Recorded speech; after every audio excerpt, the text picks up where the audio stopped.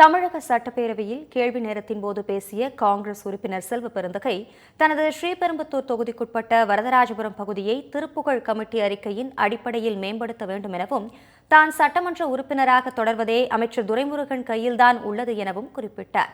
அந்த காட்சிகளை தற்போது பார்க்கலாம். மாண்புமிகு பேரவைத் தலைவர் அவர்களே, கடந்த வாரம் பெய்த மழையால் வரதராஜபுரம் பகுதியில் முல்லை நகர், தனலட்சுமி நகர், பிடிசி நகர், அஷ்டலட்சுமி நகர் போன்ற இடங்களில் பெருவெள்ளம் ஏற்பட்டு பத்திரிகையெல்லாம் தொலைக்காட்சியில் நீங்கள் பார்த்திருப்பீர்கள். உங்களிடம் எடுத்து வந்து காண்பித்தேன். மாண்புமிகு நீர்வளத்துறை அமைச்சர் அனுபவம் வாய்ந்தவர், எதை எடுத்தாலும் முழுமையாக செய்யக்கூடியவர், அரைக்குறையாக செய்யாதவர், அதை நாடு அறியும். ஆனால் அந்த பகுதியில், என்னுடைய தொகுதியில் வரதராஜபுரம் பகுதியில் அரைக்குறையாக வேலை நடந்திருக்கிறது, முழுமையாக நடைபெறவில்லை. ஆனால் முன்பு ஒரு காலத்திலெல்லாம் மழை வந்தால், வெள்ளம் வந்தால் 10 நாட்கள் 20 நாட்கள் தண்ணி தேங்கி நிற்கும். உங்களுடைய முயற்சியால் இப்பொழுது ஒரு நாளில் வடிந்து விடுகிறது.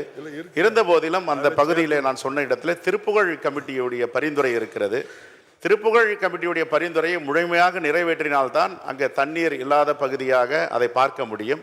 கடந்த காலத்தில் இருந்து நீங்கள் இதற்கு முன்பு இருக்கும் பொழுதே ஒரு அறிக்கை தாக்கல் செய்திருக்கிறீர்கள். அதில் ஒரத்தூர் ஏரி, படப்பை ஏரி, மணிமங்கலம் ஏரியை நீர்த்தேக்கமாக ஆக்கினால் இங்கே இந்த பகுதியில் தண்ணீர் வராது என்று. ஆகவே திருப்புகழ் கமிட்டியை எங்களுடைய மாண்புமிகு அமைச்சர், முதலமைச்சருடைய வழிகாட்டுதலை நிறைவேற்றுவார் என்று வாக்குறுதி கொடுத்திருக்கிறேன்.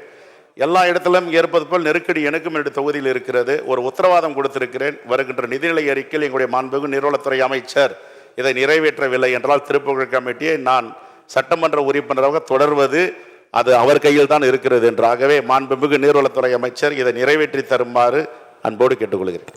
மாண்புமிகு அமைச்சர் உறுப்பினர் நல்லா மாட்டிக்கிட்டார் என்கிட்ட.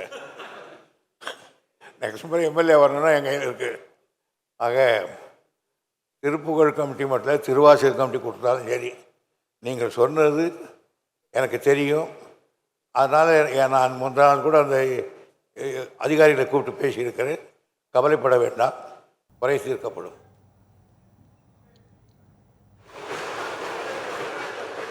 அமைச்சர் முதல்வர் சொன்னதுக்கு அப்புறம் என்ன அதுக்கு நிறைவாயிட்டாது? முதலமைச்சர் அவர்களுக்கு நன்றியை தெரிவித்துக் கொள்கிறேன். Good good.